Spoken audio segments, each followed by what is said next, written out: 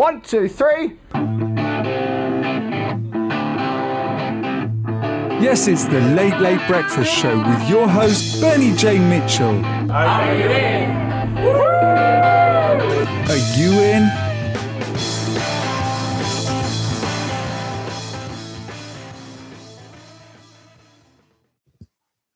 And we're live to Bernie's luxury Essex studio, second only to like that kind of John Peel thing where he used to record in his farmhouse. And today on the line, I have my good friend and defender of humanity and anything else with legs. It's Mr. Matt Hodkinson. Hello, Bernie. Hey. Hello. I'm really excited to talk to you today, Matt. Thanks for making the time in your hectic schedule. Just for the two people that are listening and don't know you, what do you do and who are you and all those sort of things, and then we'll jump right into it. If they know you, they know me. So I am. What am I? I'm founder and CEO of Influence Agents. So I'm in that whole inbound marketing space, and for the last, what is it now? Probably 6-7 years, I've been dissecting what it is to create a presence online that actually serves you in a more meaningful business sense, rather than just this whole. There's a lot of people out there who settle for brand awareness and think they're generating brand awareness, and many of them don't even have a credible brand. So I've been dissecting and working out how to create real business from social, from digital, the whole gambit really. It's a small job.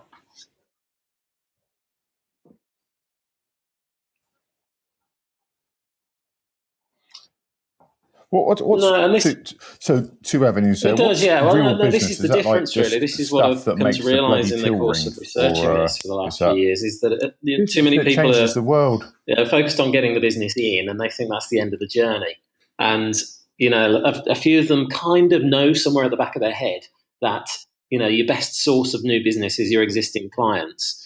And of those people who realise it, there's a handful of them actually follow through on it and do their best to give great service so that they can continue to get more referrals and more business via their existing client base, delight their existing customers in order to get more business.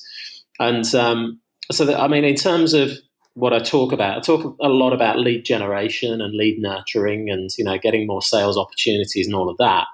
But that's only because that's what people tend to search for and tend to talk about.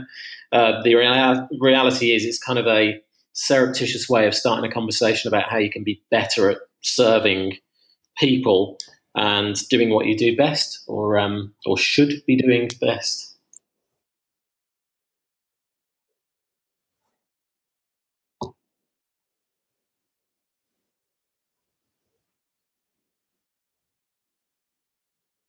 Sad, isn't it? Yeah. So do people arrive to you with, because I've noticed that too, unfortunately, over the years, if you write, get more sales now, loads of people show up. And if you write sort of build a relationship with your client, there's a massive education piece. Because all the people that would like to build a relationship with their client already have it. Some of them are thinking symptom level. They're thinking, I need help with my SEO, or change their mindset. I need to go to a social media training session or something like that. And they don't really know why at that stage. So there is a massive education piece. We have to start a conversation. And this is another thing I've learned over the years is not to be that person that says, "Oh, well, I could show you, but you're going to have to get your credit card out." It's about being the trusted advisor up front and kind of building that trust and giving away a lot of your IP for free, because if you don't, then somebody else will. And off the back of that, then, if they stick with you, they buy into the message and, you can take it further, then it's about making it, more kind of commercial arrangement if you're able.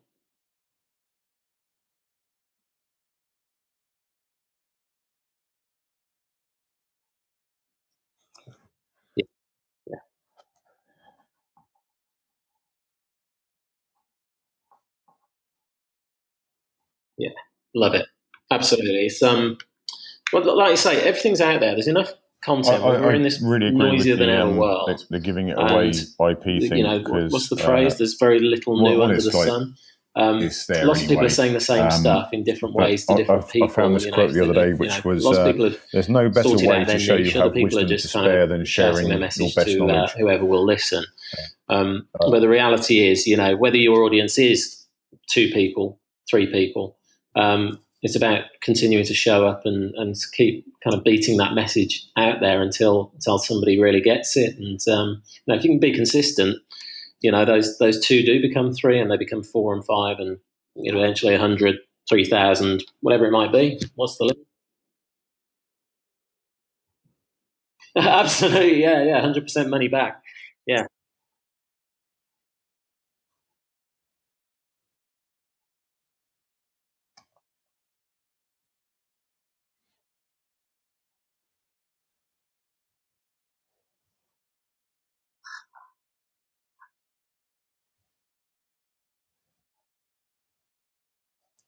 And you can guarantee that exponential growth, Matt. Yeah. So I think it's fair to say that anybody who jumps onto one of the things I was going to ask you is, if we go back to what they're doing, and there's a very good reason for that. I think the people who create these platforms don't know what they're for. F7, so and very difficult for them to even say to people, "This is how you should be using this stuff." Things? And, I didn't prepare there was a period pauses, I won't 4 edit years it out. ago where, but can you speak 2 or 3 things that have changed about social in the terms of the attitude with which we approach in it? that group for a while, saying, "Yeah, that's it. Yeah, saying you're doing this wrong." They were kind of jumping on a bit of a high horse and saying to people, "Well, you're doing social media wrong. It should be done like this. It should be done like this." And the reality is, however people use it, it's it's self-fulfilling. I think if people want to use it to troll, it's more of a reflection of them and the human condition than anything else. If people want to use it for business and use it as a billboard to tell people about their products, that was us, wasn't it? Go ahead and do it. That's fine. You'll soon learn that from the results whether that's working for you or not. But I think everybody's in this world of trial and error, and whilst I could have said that about social media 4 or 5 years ago, I could equally say it today. I think people are still trying to fathom how to use it for their ends, and there's a relative handful of people who are really nailing it. And I think the common thread through all of that is the realization that it's about people kind of standing on a pedestal, putting themselves out there.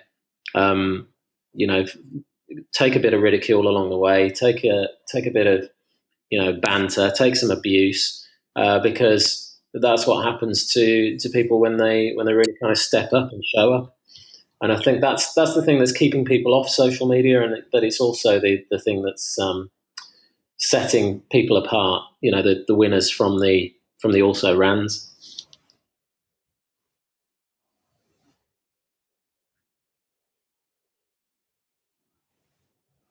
Exactly. I mean, you're the expert proponent of putting yourself out there, and I think it's to your credit. I think a lot of people, are more attracted to Bernie Mitchell as a result of that.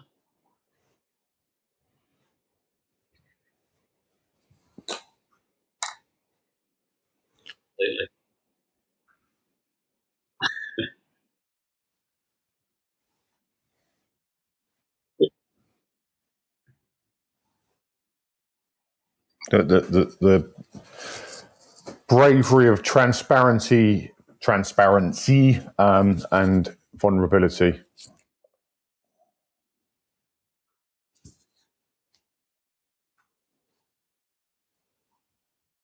Okay.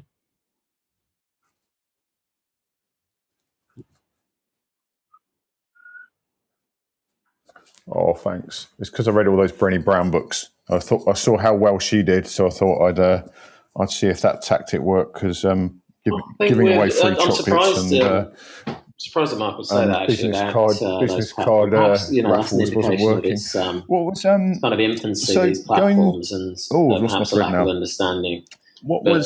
I think I think we're moving away from broadcast. I think people I was listening to coming to realization somewhere, that you need to engage. He said things like Periscope and Meerkat I think so long as a lot of there's new two-way going platforms are on, about fantastic. broadcasting And I think rather than perhaps engagement the comment and about around Periscope social. and So Meerkat he said it much more is eloquently that than one that. of But do you think traction more than anything else, because it does take time and I really don't. to get I'm an really after audience an to opinion attract the here. right people to Formed one your is, do you scopes, think to we're your veering broadcasts. into a kind of It was very broadcast easy in world the or early stages when engagement everybody was very 3.0? curious about Periscope and Meerkat, and you could broadcast a beautiful sunset, down by the coast, or people playing cricket on a beach.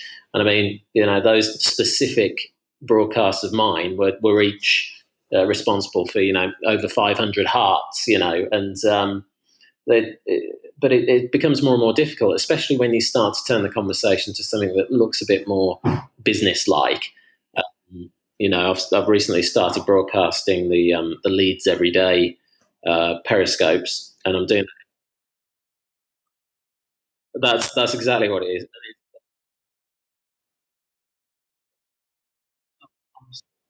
I'm so sorry. No refunds. But the other thing to bear in mind, apart from the fact that that was clearly a cheap plug, is that traction element. It's it takes time to build that audience, and you're not going to get all the hearts and the followers and the engagement on the serious stuff. But if you think about how you would be talking about this in a real world environment, it's quite often the case that the most engaged people are the ones that give you the least feedback. And I think it's I'll just go back to what I said earlier. You got to stick with it. The engagement will come, the followers will come. Gary Vaynerchuk sums it up beautifully. When he says somebody comes to him and says, "Oh, this really isn't working. I've had my YouTube channel." I thought that was a channel about videos lighting. I was really pissed exactly, off to find yeah, out I'm it going to give up. was about business And, generation and it's social. found out I thought it was they've an only been going for 3 LED months or whatever. channel. And that's the thing. It's easier to give up, and it's much more difficult. And I do that in inverted commas. I'm doing that finger thing. To stand up and keep it going in the face of what might seem like apathy, but in reality is just the way the world is. Oh yeah.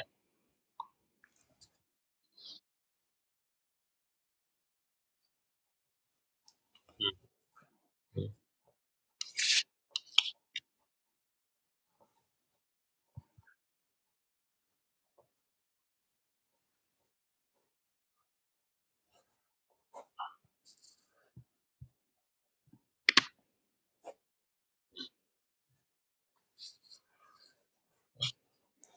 For 12 hours.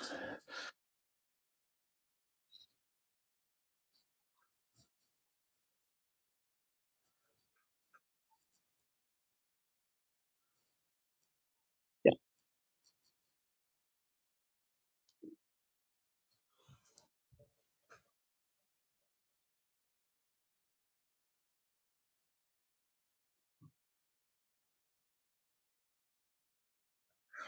That's really true, and you have to go through that curve to believe it, because people.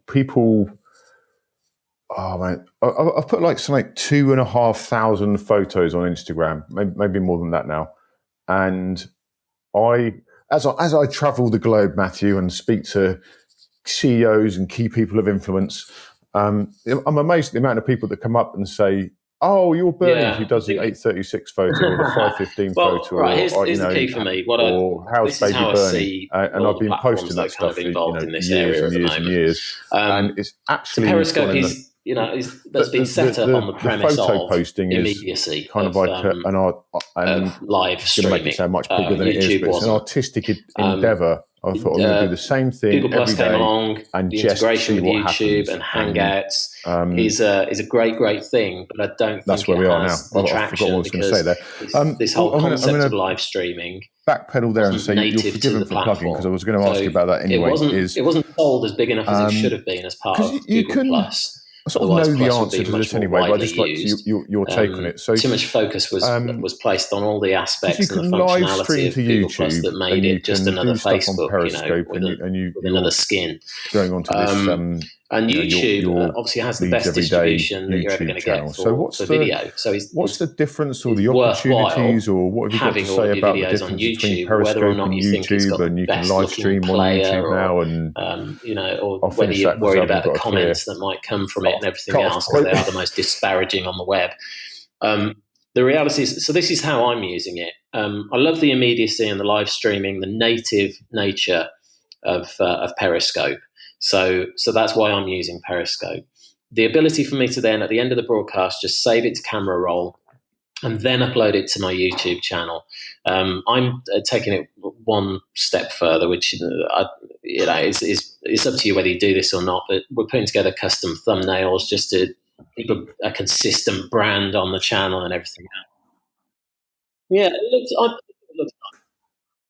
we're going to kind of have different playlists, different categories. I'm also going to do some studio videos, and we'll do some different coloured thumbnails for them. So there's a bit of differentiation, and there's all of that stuff.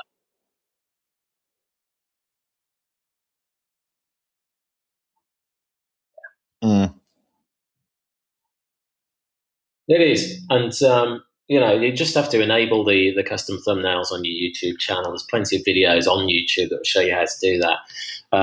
Use a free kind of cloud image making site like Canva or PicMonkey.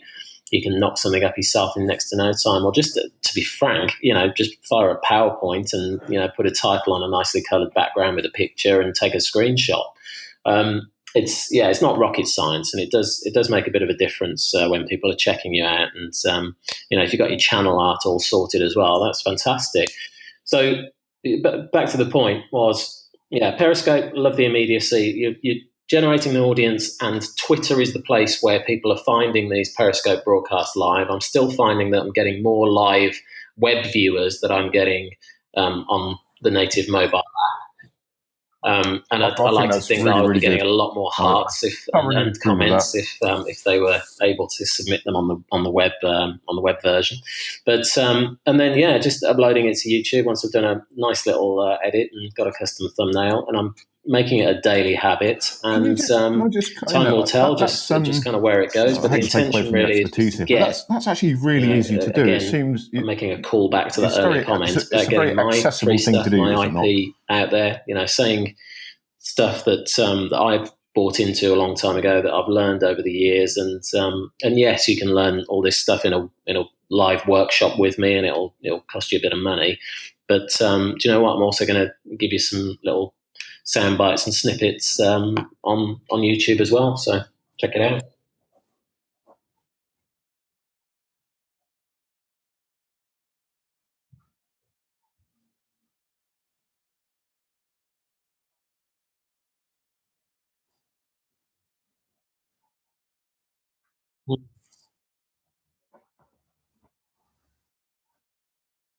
You know what? I haven't, and I think it's just because of the convenience factor of it all. Is kind of, you can choose when.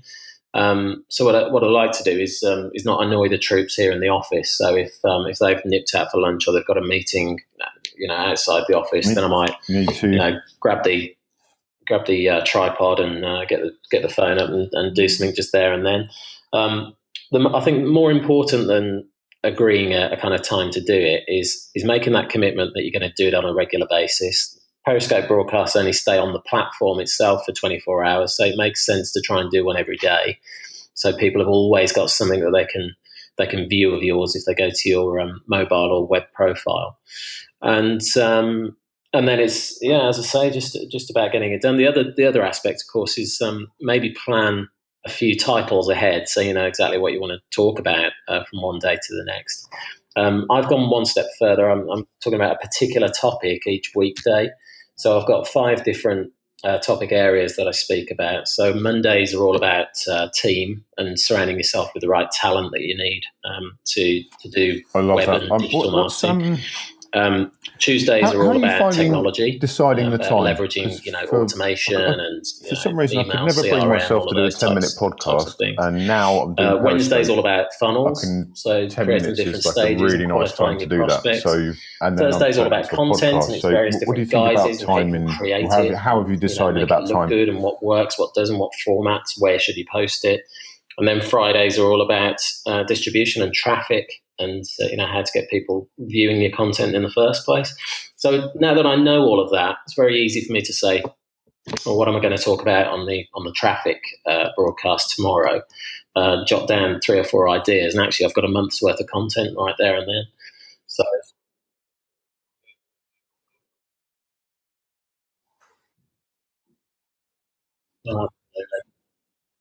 the other thing is you can obviously repeat the process, because yes, you can't be too egotistical about this. Not everybody's going to see it the first time around, but also there's always a way to spin the same advice in a slightly different way. And okay, with a hidden message, yeah, yeah.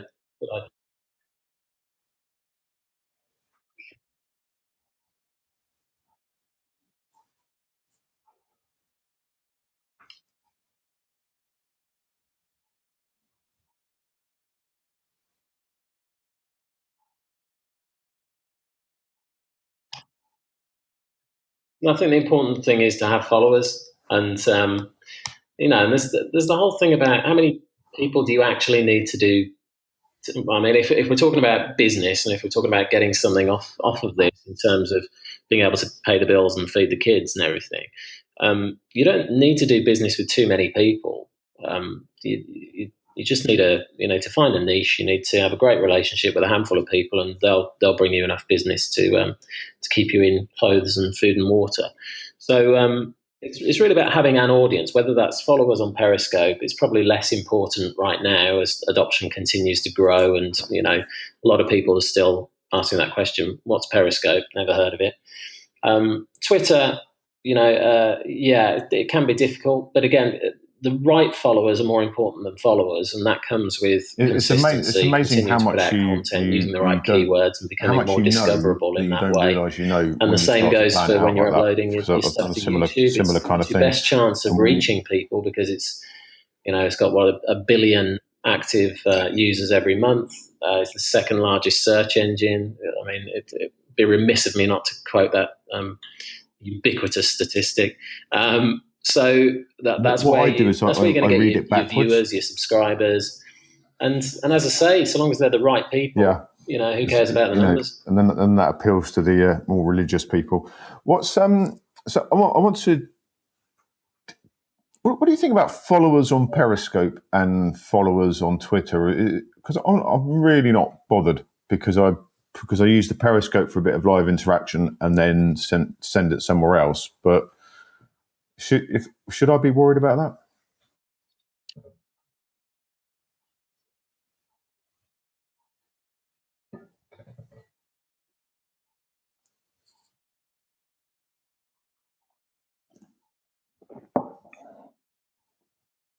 Yeah, I do remember that talk, actually, and I'm trying to remember the name of because he cited specifically that one social net. It was Path, wasn't it? Yeah, I remember now. It's yeah, what happened to Path? It's a really good point, because I think there is you do see people. I was over at we're going to come on to this clearly, but I was over at the Inbound conference in Boston a couple of weeks ago, and Aziz Ansari was talking, and yes, comedian. He's on Parks and Recreation. He started in that show.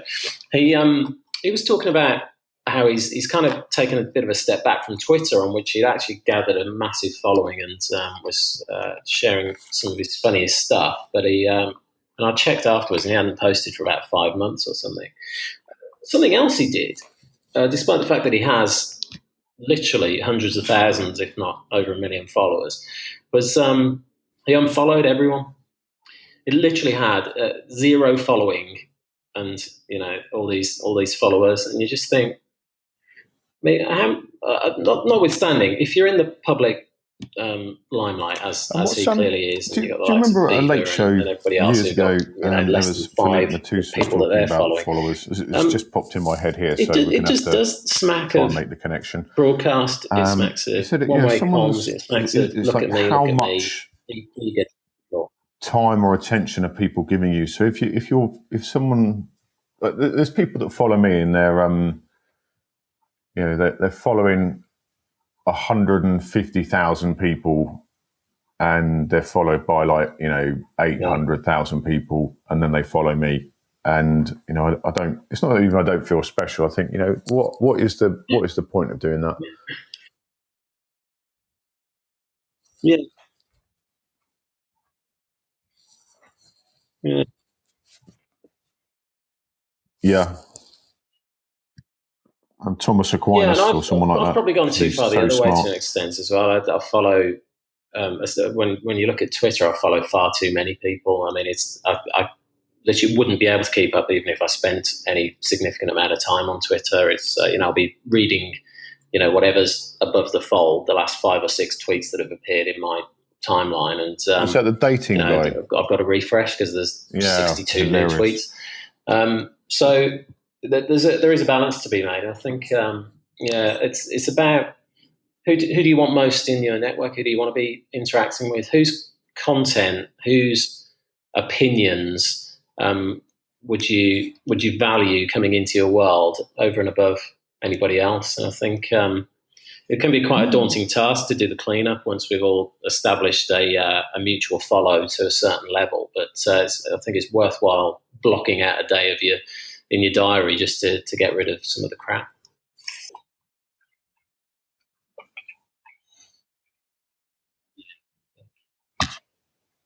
Honestly.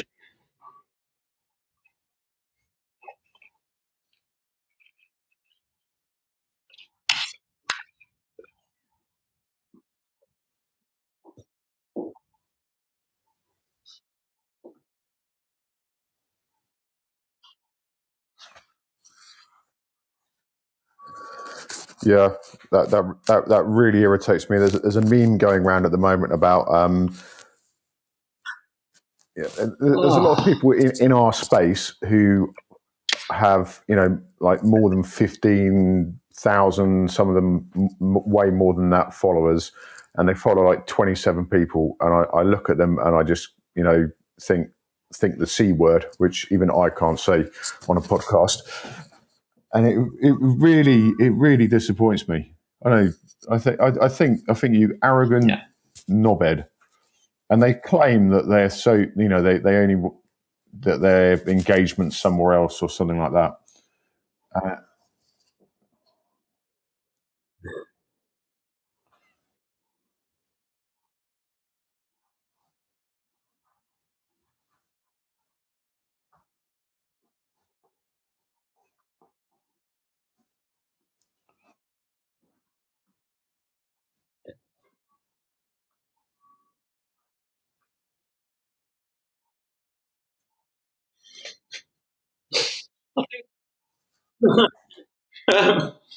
I think.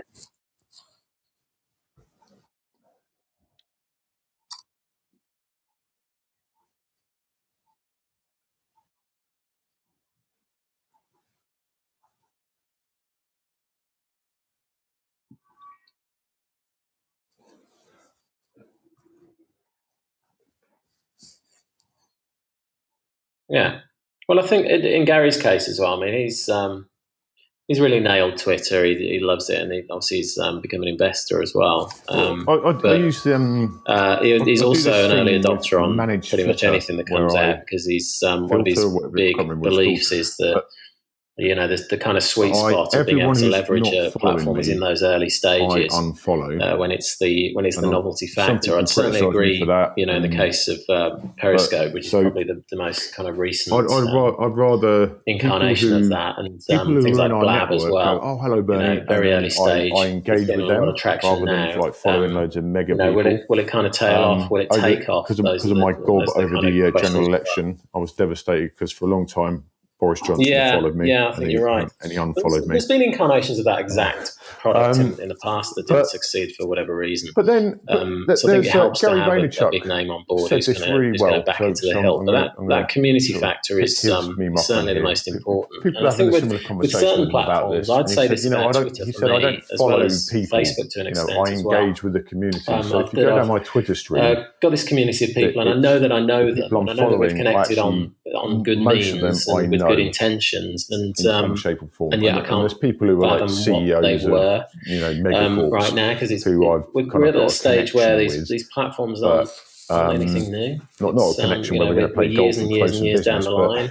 we're, You may see I've it got a most connection prominently on with, LinkedIn. If but, you didn't make a note we of keep up how with you each other. connected But with most of those somebody, people are because just in my network, and that's working really, event where you actually only really, spoke to really, them for really 7 mega minutes important to and me. just Because swap knowing what cards. Justin Bieber does, and I've It's tried to follow difficult, but I people I think really admire who are never going to you follow me sort the back, wheat from and the chaff, and I think it's I just felt like I was you know who your real licking the kind of window of the go-to dressing room people in your door, never to be community let are, in. and they'll be there no matter what kind of Not quite sure where that came from, technology has but in the relationship. so it's the community element. And then the other thing Gary said was someone was when they were talking about this, he goes, "I've just got really good at Twitter, so I know how to answer a tweet and do 12 other things at the same time." And I've been like that for years, so I'm highly into Twitter, and it's a skill I've chosen to develop. It's a skill I've chosen to develop.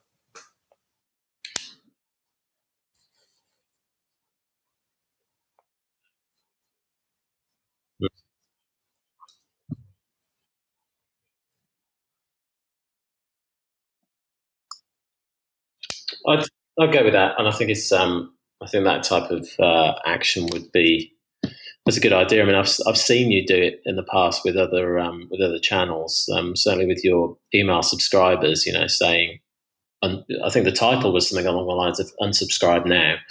And I think the sentiment behind it is admirable. I think if it's all about concentration, especially in LinkedIn. I like to think that if I were looking via LinkedIn for an introduction to somebody at a particular company in a Google particular Hangouts should have role, been.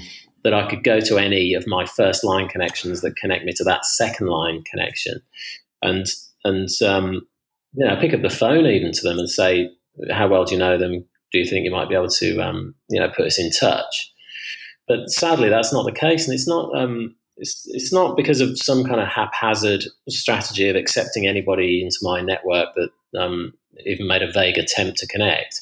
It's just the fact that we're 8-9 years down the line, and we just haven't kept a meaningful touch point or date.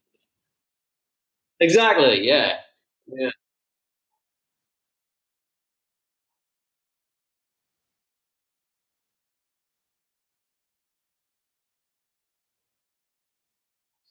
Biggest takeaway was that it's a lot bigger than I thought it was going to be. I think I heard a rumor from inbound.org that there was something like 3,000 members going, and I thought, well, if 3,000 people are going from inbound.org, then that's pretty much everybody who'd be interested in all of this stuff. And actually, there were 14,000 people there. It's amazing. It was vast, and that's 4,000 up on last year. It was 10,000 then, by all accounts.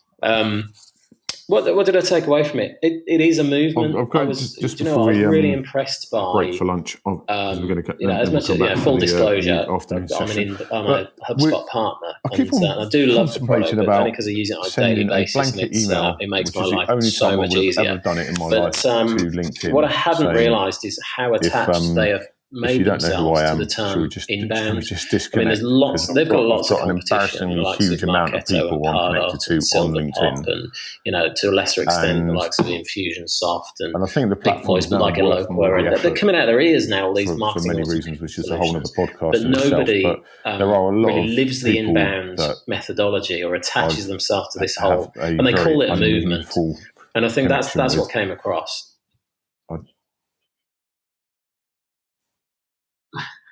Yeah, exactly. Yeah, David.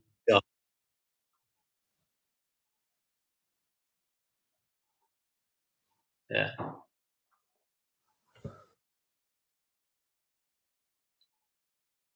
Yep.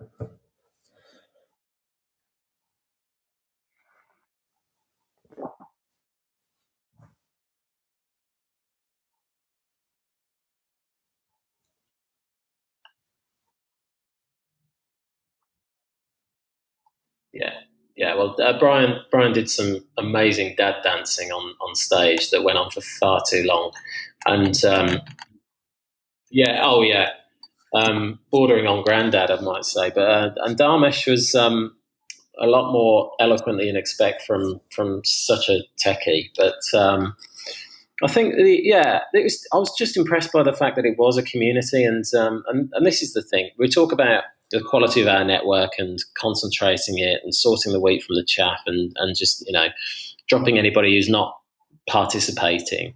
They had 14,000 people there, and it really felt like one big played family. enough golf and together. It sounds like a bit of a cliche, but very last thing is what was like the what was your biggest takeaway from HubSpot Inbound 15 in Boston, Matt?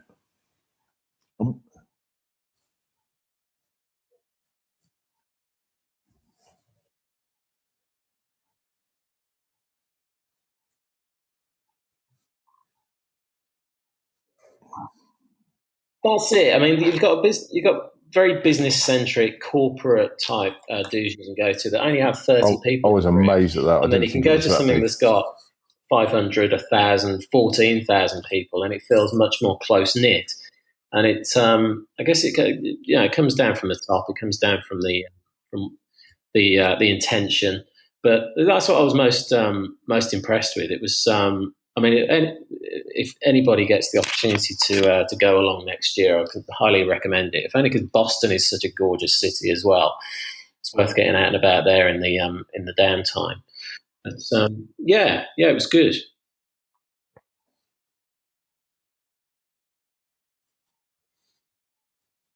Well, come and check out this new YouTube channel if you would. I need more subscribers before I can get my custom URL, so it's going to be real difficult to find at the moment. But if you need 500, and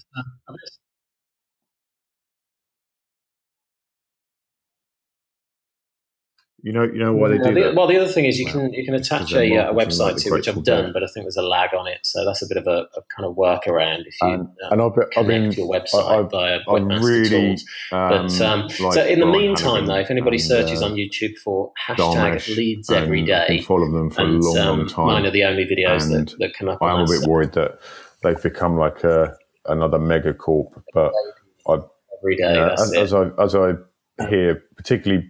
I haven't really seen Dharmesh talk very much, but as I've heard, and then on Twitter / Periscope, he is Hodkinson, deeply rooted in on there and see what the hell we're talking about. The status quo. That's the one. No problem at all. Like a proper dad. Take care.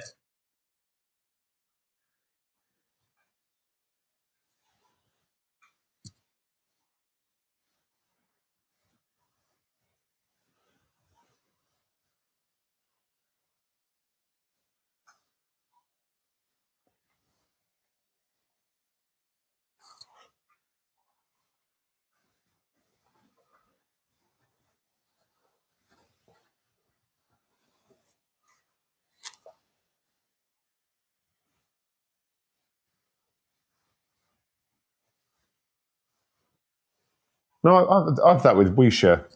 But the WeShare Fest, there's not 14,000 people there, but there's a lot of people there.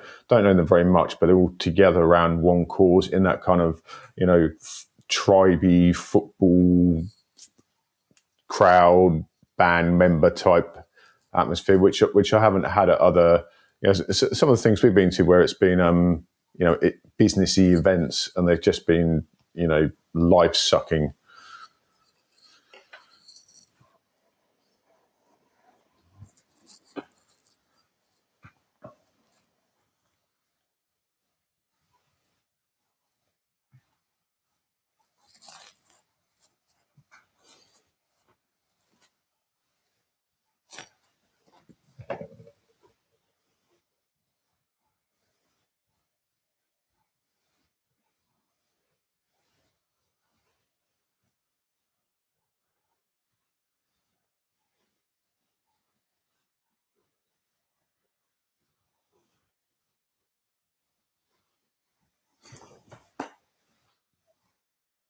Gorgeous. So where can we? I know we've mentioned it several times in this podcast, but where can we find you online?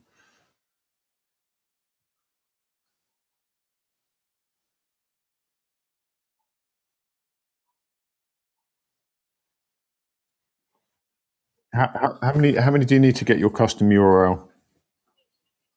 Really? I'm YouTube Bernie J Mitchell, and well, that's because I've had it like 100 years now. But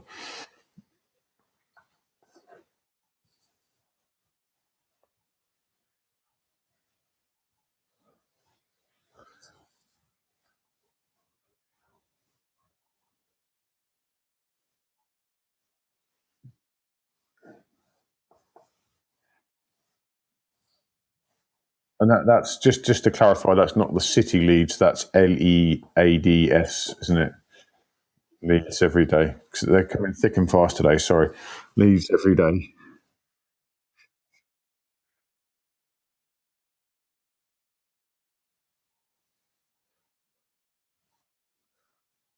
And it's let me guess, influenceagents.com. Brilliant. Okay, thank you very much for your time today, Matthew. And thank you, PodClean. I love using you, and we'll see you in the cloud. Bye. Please go to berniejmitchell.com/podcast. Bernie would love your feedback and input.